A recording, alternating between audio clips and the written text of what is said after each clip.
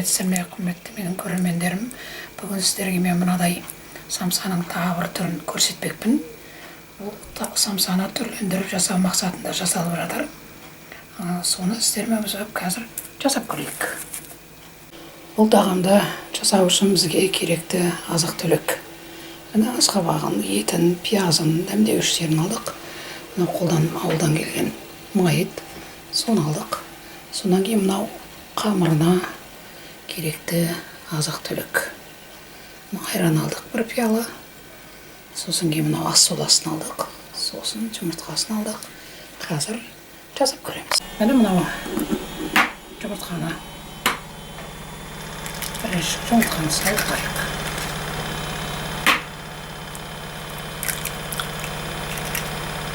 Енді осыған мына айранын құйып аламыз. Бұл айранға ас содасын салу керек. Сонда мына керемет.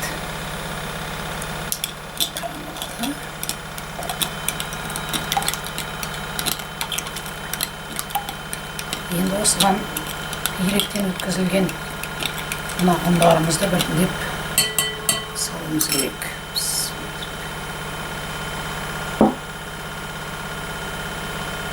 Қанша ұн алатынын қазір көреміз.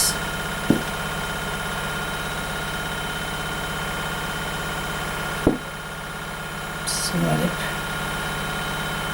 жұмсақтау етіп қамыр жасауымыз керек.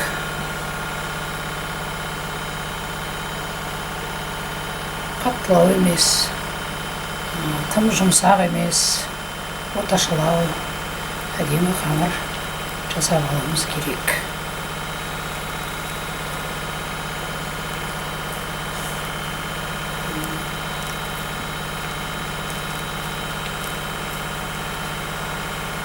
Аяғына дейін қосып жіберіңіз. Міне жұмсақтау қамыр иледік. Кішкентай 50 мл сұйық май құйып жібердім, жұмсақ болсын деп. Қазір демлеп тынсын деп тындыруға қойып қоямыз. Міне қазір тынып тұрсын.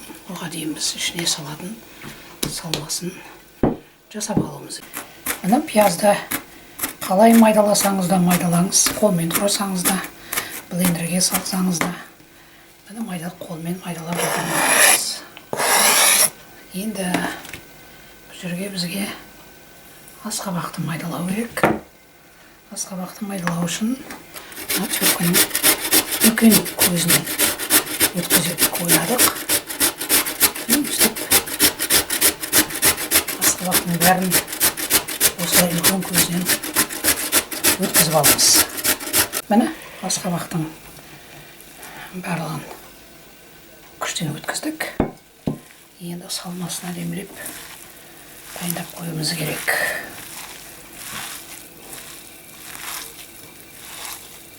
Қолмен араластыра беріңіз өзіңіз.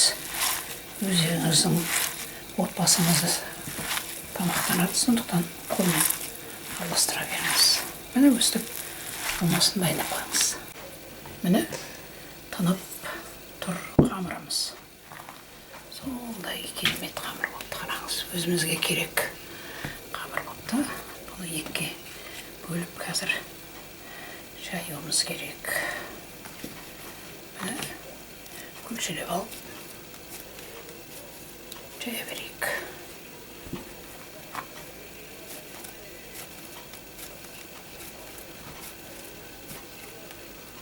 Самса деген керемет тағам бұл.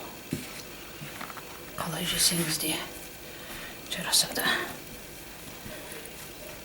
Енді ет асқандағы қамыр сияқты жуалап жаюымыз керек.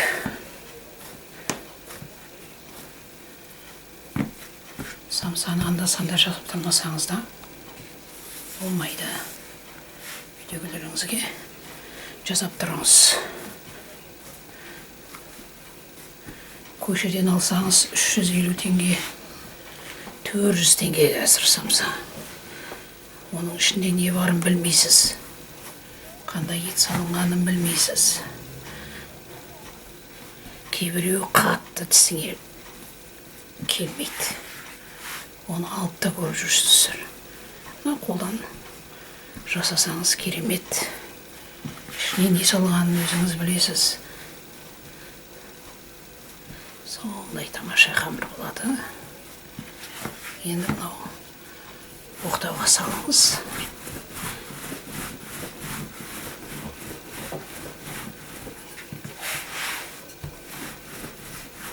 Жұқа етіп жаюыңыз керек.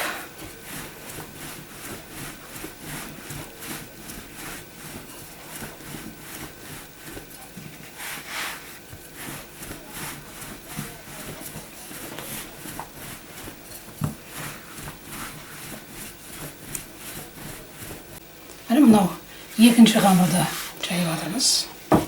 Біріншісін орап мұнда қойып қойдық. Мына қараңыз, керемет жайылып жатыр. Осы қамыр жайылып жатқанда мен балалық шағымнан бір әңгіме айтып берейін сіздерге. Біз бір үйде 5 қыз өстік. Сосын менен үлкен 3 жас үлкен әпкем бар еді. Сол студент еді, жаздың күні ауылға келді. Соны мен 8-де енді бітіргем ғой, 8-ші класс, 14-тен ба.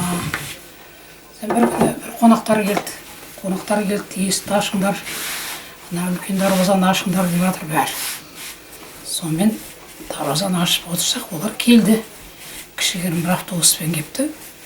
Содан жаңағы қазанға ет салынып, қамыр жайлайын деп жүгіріп жатырмыз. Сосын қамырды келіп жаятын болдым мен. Ана үлкен студент қыз, мен институт бітірмей тұрмысқа шықпаймын деп, ішкі үйге кіріп алып шықпай қойды. Сосын менің денем үлкендеу, одан сол мені, сол үлкен қыз мен екен деп ойлап қалған ба, мен жаңағы қамыр жаяйын деп ішке кірсем, жаныма бір апа келді.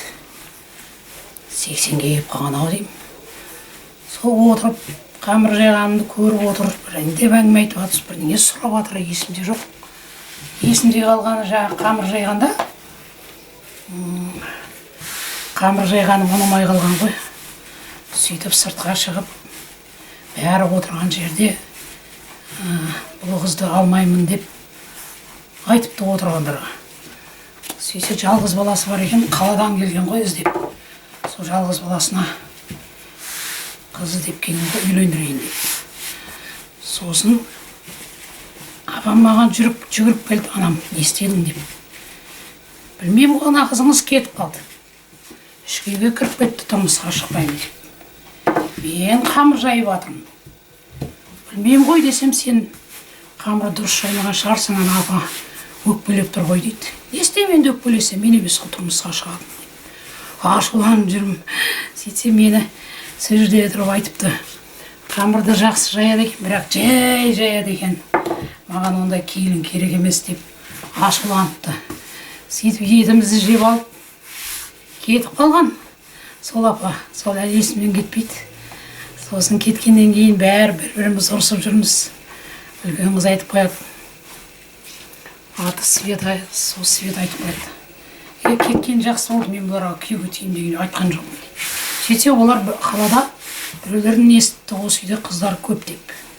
Сон баласына қыз деп келген ғой, сонда енді сонда жаңа менің қамыр жайғаным ұнамай қалған жай-жаяды деп кетіп қалдым ғой автобустарына мініп, бірақ етті жеп кетті. Бірақ сөйтіп кешке әкеміз келді, әкемізге айтып жатырмын мен. Сөйтіп анау мынау деп айтып жатсам күліп жатыр, дұрыс қылсыңдар деп.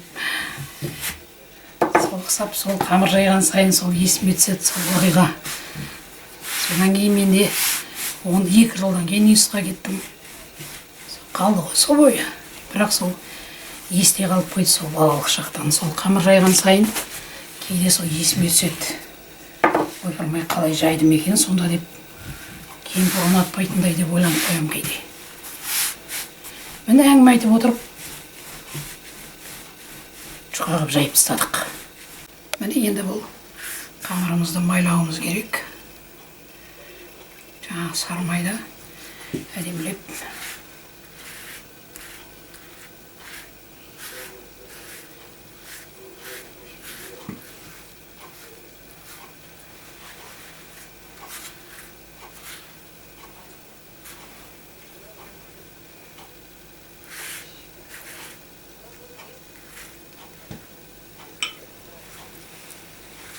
қолмен ақ ерітілген майымыз, сары майымызды қолмен ақ жағып шығыңыз. Бұл жағатын майдың сары май. Енді оған біздің жаңа жайған қамырымыз. Оны үстіне салыңыз.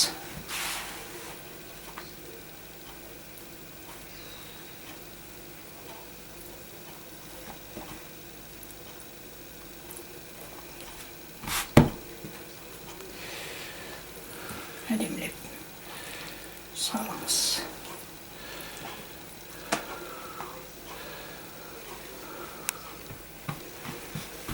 Қамырлар бірдей болу керек. Лажы болса, бір-біріне сәйкес болу керек. Сонда қамырыңыз, самсаңыз керемет шығу керек. Міне, әдемі бошады. Енді осының үстіне де сары майыңызды жағыңыз.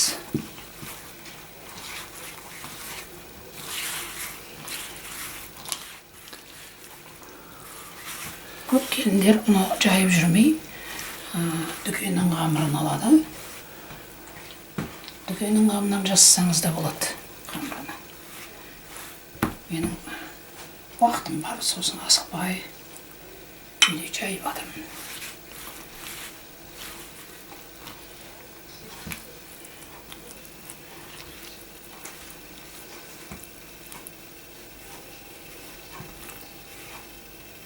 Енді бұны майдалап әдемілеп орау керек.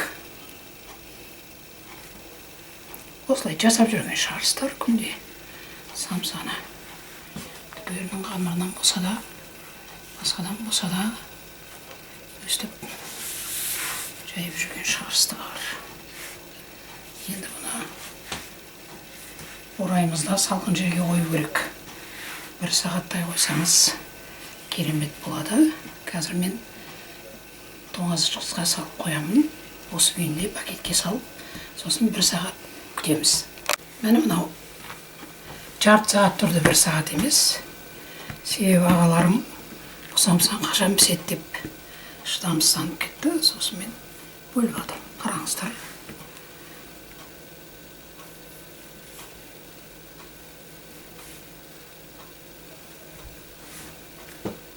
Кәдімгі самсадан қарағанда үлкендеу, қалыңдау кесіледі.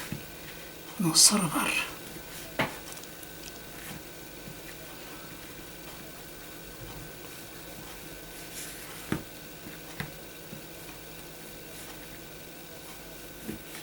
Сіздер 1 сағат ұстаңыздар. 1 сағат ұстаңыздар, қаптау болады. Мынау әлі жұмсақтау. Енді ең жақсы кезі, ана қазір, мына көрдіңіз ба, қатпарлығы бар. Енді осы қатпарды ішіне қарай түсіреміз. Міне. Қатпарды ішіне қарай түсіріп, үстіне жаңағы салмасын салуымыз керек. Кәдімгі самсадан бұның айырмашылығы сол. Бұл жерге салмасы әртүрлі болуы мүмкін. Кейбіреулер ана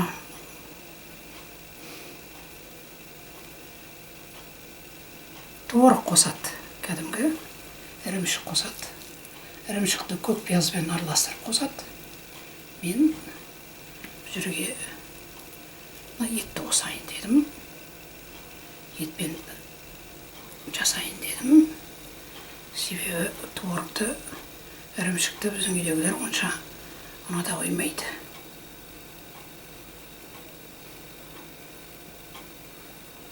Мені осылай жабасыздағы.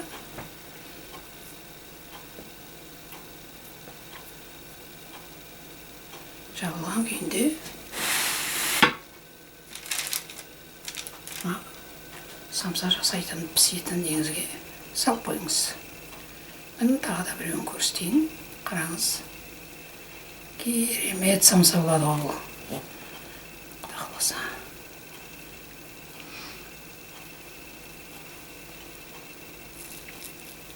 ішіне салмасын көбірек салсаңыз да болады.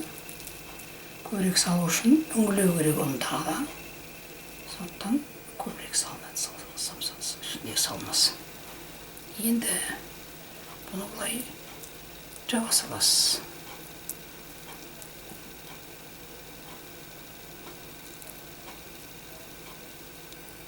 Екі қолмен жасасаңыз да болады, қалай жасасаңыз да өзіңіз білесіз.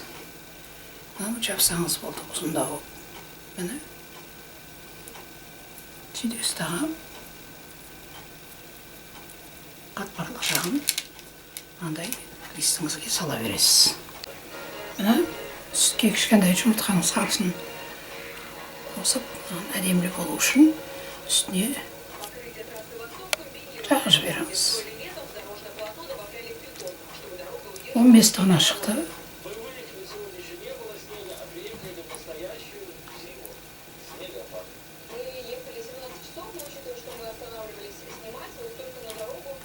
Қараңыз. Керемет самса болуға тиіс.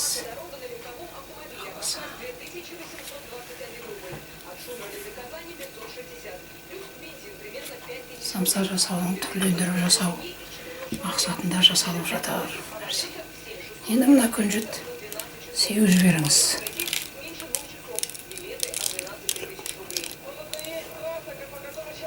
Міне қараңыз, күнжіттің қарасында сепсеңіз болады. Күнжіттің мынау дәнектерінде біз жемейміз да ғой, осындай самсаға болмаса, получка самсаға болмаса. Қараңыздар. Енді қазір мынау қызып тұрған духовкаға барады. Міне духовкадан шықты. Асты да сондай керемет болған. Қараңыздар. Күйіп қалмаған. Енді біз солай кесіп көрейік. Бұны қараңыз. Қанша қат бар. Бұны қараңыз. Шатыр шытырайды. Қанша қат бар ішінде қараңыз. Сондай керемет болып пісіпті. Енді осы менің әдісім ұнаса, лайк басып, комментарий жазып, ойларыңызды ортаға салыңыздар. Қазақша осындай контенттерді, каналдарды қолдап, қолпаштап жүріңіздер. Пікірлеріңізді ортаға салыңыздар. Астарыңыз дәмді болсын.